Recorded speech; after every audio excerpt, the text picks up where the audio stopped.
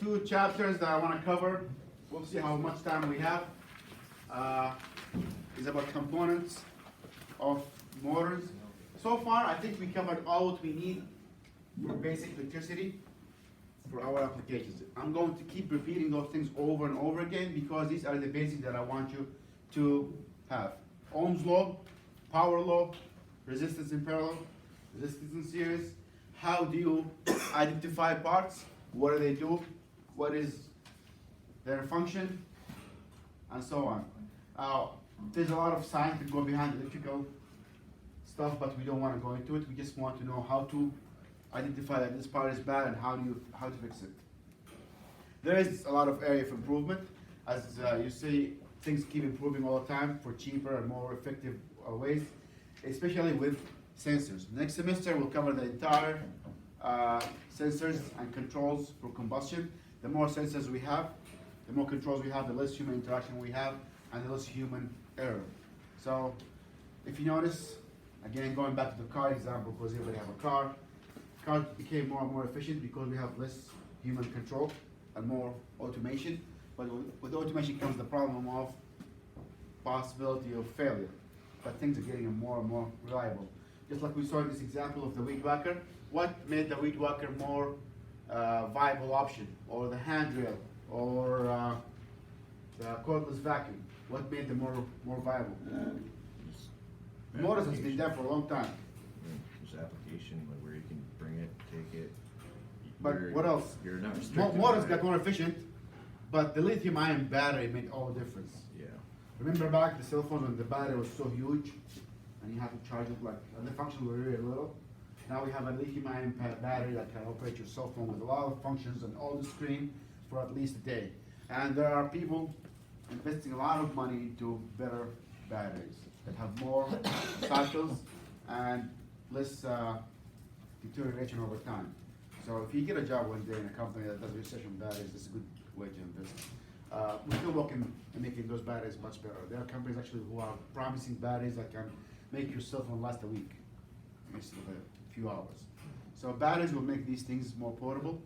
And again, the disposal of batteries, how efficient to make those batteries is also a big deal. So again, the advancement of this part, making them smaller, more efficient, is still ongoing. There's a lot of area of improvement. So let's talk again about single-phase motors, which we will see as we work with compressors, is the starting relay. Again, all current relay or solid state or potential relays are all means to drop out the startup winding. So we noticed, who had the motor that didn't spin? Yeah, so we had a motor that did not spin, it was humming. When we push it, it will spin, which means that the startup winding is faulty, or the switch is faulty. So all these motors have two types of winding, one to run the motor and the other one to start it. Just to kick it off phase until it starts speeding up, and it just adds speeds to it. Question? Hold on. As far as like the planes, like when they do like the propeller, like when they move it and then that's when the motor starts. No, it's different. That's kind of like the car, because that's a internal combustion engine. So same with the Model T, when you go with the handle and turn it on. So you just starting the cycle and it goes on. It's kind of a similar idea, but that's an internal combustion engine and it's not electrical. Question? And after we pushed it, it started spinning, but then we tried it the second time and it didn't want to spin. We didn't push it hard enough. The first time we pushed it was with the fan, so it had more torque. So these are current relays, solid state or potential. They activate or deactivate the startup winding. Some of them use back electromotive force, which is voltage. It's the voltage amount produced with the start winding. So whenever you produce some voltage, this will be calculated by the startup apparatus here and shut off the startup winding. What is the speed that we want to reach? 75% of the maximum speed. Why? To give it some safety. The motor is designed at maximum speed, so you back off 25% to be in the safe side, and so you do not turn the motor at its maximum speed. Same thing with your car engine. There's a red line, right? You don't want to be at the red line all the time. You reach it sometimes, but you don't want to be there all the time. You want to be within 25% of your maximum power. So the starting average, that's something we looked at when we did the motor lab.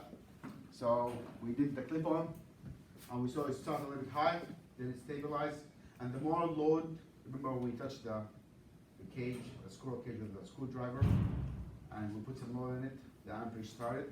So more amperage take place when you have obstruction. So the locked rotor amperage, it's the amperage that you will draw when the rotor is locked. It's coming from stationary position, and it's supposed to be around like 2 times or more than the actual amperage, depending on how heavy the rotor is. That's called the locked rotor amperage. Usually it is labeled on the motor. Why?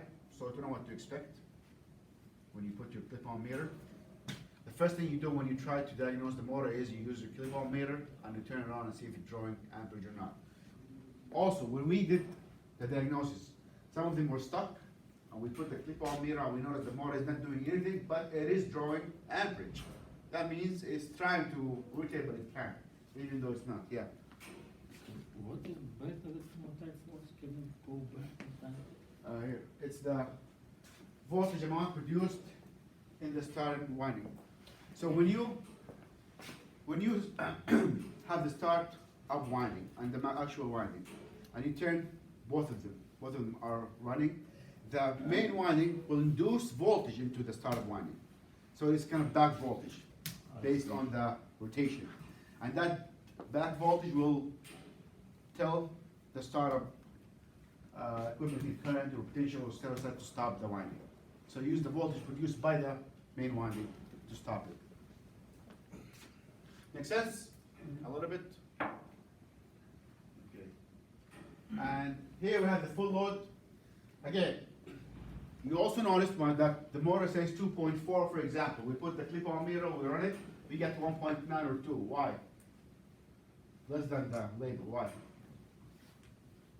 Because we're running the motor without a pump, Oh, okay, yeah. and sometimes without a squirrel cage. The more load or rotation you put on the motor, the more amperage will draw. So that's the full load. Full load includes the pump and the squirrel cage. So current or amperage relays, they have either called current or magnetic. We use the motor electrical characteristics to remove the starting circuit electrically, either by a relay or by electromotor forces. Once the motor has established good running speed, usually around 75% of the full speed, it is gauged and calculated to stop the startup winding. Otherwise, if it breaks, usually we have a counteraction, which is the thermal switch. A lot of these motors have a small thermal switch. What it does is that if the startup winding failed, the motor will keep spinning and spinning and produce a lot of heat, and this will just pop. The heat also can be caused by bad bearing or some obstruction inside, so it will pop to protect your motor. And you saw how fast it rotates, very fast, has some kind of torque, so it could be dangerous. So whenever it runs out of specification, you want to shut it down completely. So the current relay is built much like a solenoid. What's a solenoid? Solenoid is a coil with a pin inside. Better explain if you contrast. No, that use a magnet to pull and displace things. So the contacts in this kind of relay are normally open. So when we run current through the coil, it will magnetize and close the circuit, and that will cut off the startup relay. As the speed increases, the amperage will decrease, and eventually it will cut off the motor. I think I have a picture of it. So current relay are normally open. The reason I tell you it's normally open is because it is, this is how you are going to check it. So it's gonna look like that. If you look at the picture, it will look like something like that. Normally open. Wait, can you go back one? Yeah.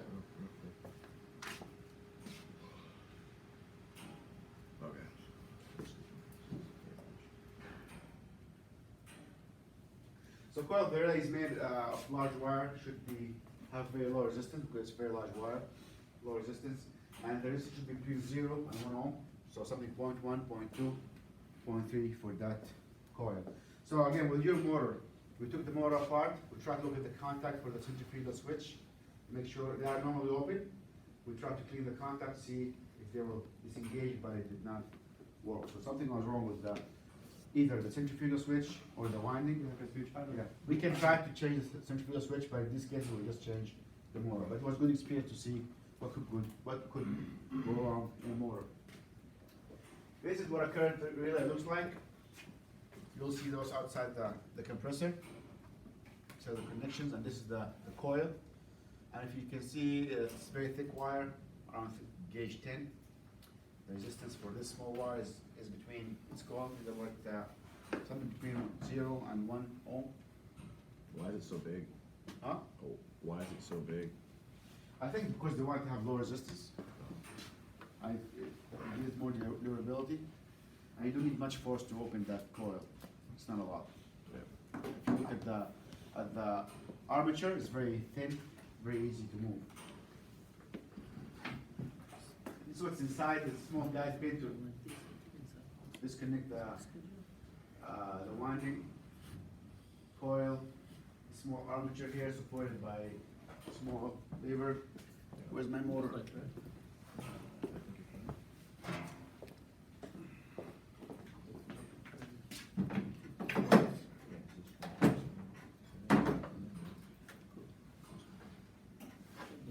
Again, if you look, this is the centrifugal switch, and if you see the small contact, it's really easy to move, so you don't need much of magnet to pull it in and out. And also, if you notice that the contact can get dirty, why? Over time, small sparks build up some kind of carbon on it, so you might need to clean it, or at least, or you can change the switch completely if you can find the same replacement. Otherwise, you just replace the motor. Schematics. The reason for having the schematic is to know what is the situation of the contacts. This is not a contact, it's a capacitor. This is the contact here, and this is the coil. It's normally open. Once you energize the coil, it will close, and that closure here will cut off the winding. So this is the winding, naturally. And once you close this, the capacitor will run the voltage through this line instead of running start winding. Same thing. Okay. Different. So we have current relay. So it looks like it has a winding in it. It's kind of big. Second type is the potential relay. They're getting more and more popular. What do? They use the back electromotive forces to produced by the actual winding to cut off the circuit. So the back electromotive forces that generated by the spinning will cut off the winding out of increasing the speed of the motor.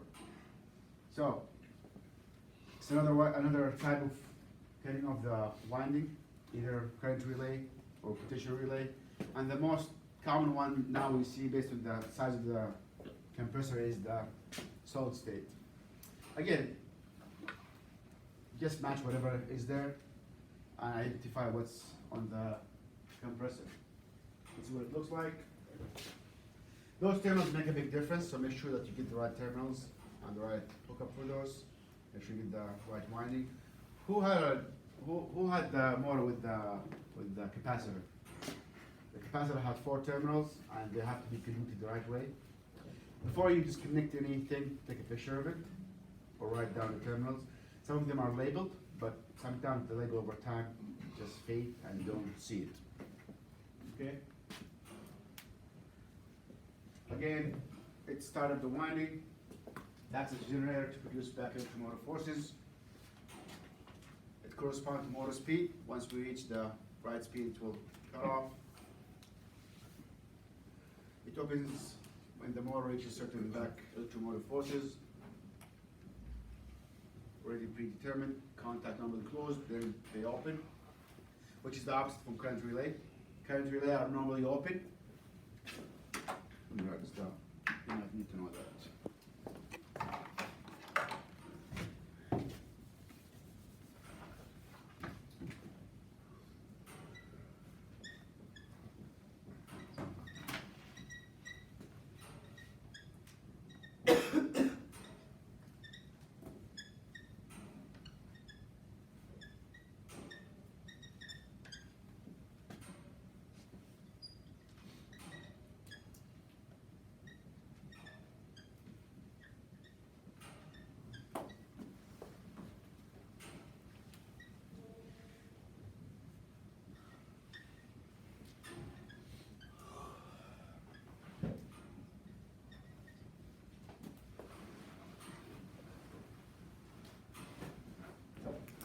And you will see this schematic on the relay.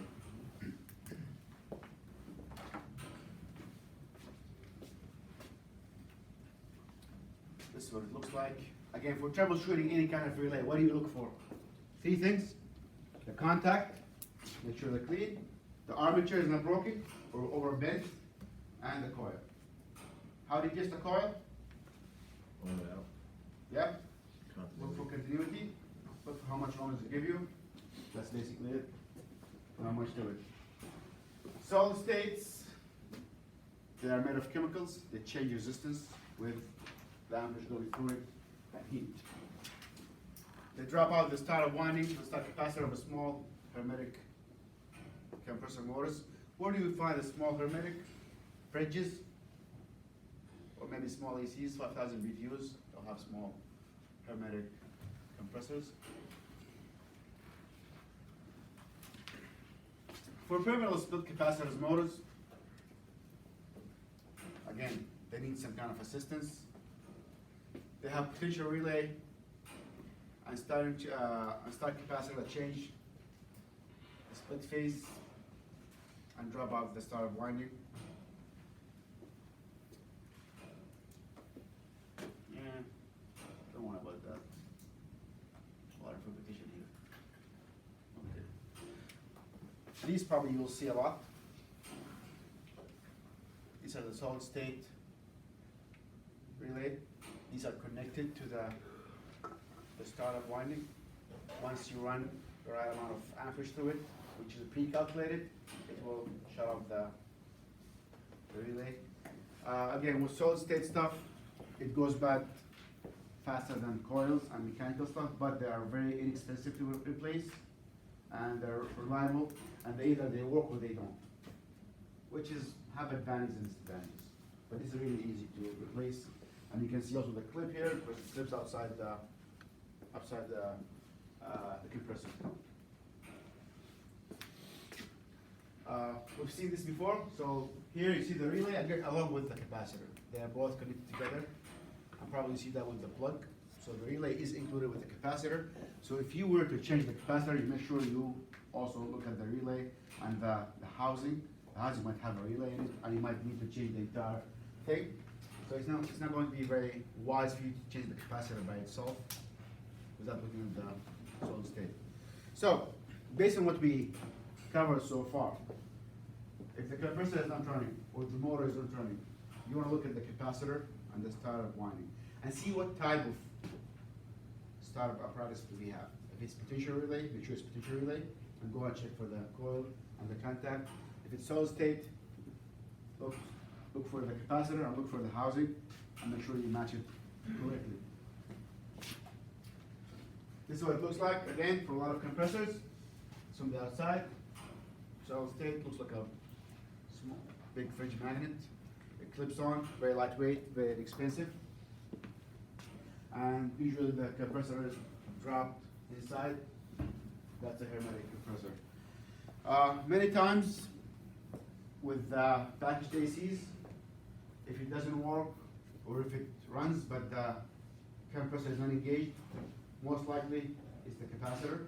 Second thing you have to check if the capacitor is okay, check the refrigerant level. Probably Bill will walk you through this. Sometimes there is some kind of protection if there is a pressure switch on the line, if the pressure of the refrigerant is low, it will shut off that switch, so you do not overwork your compressor and end up burning it. Again, goes outside, and it's, what does fractional horsepower mean? Fractional.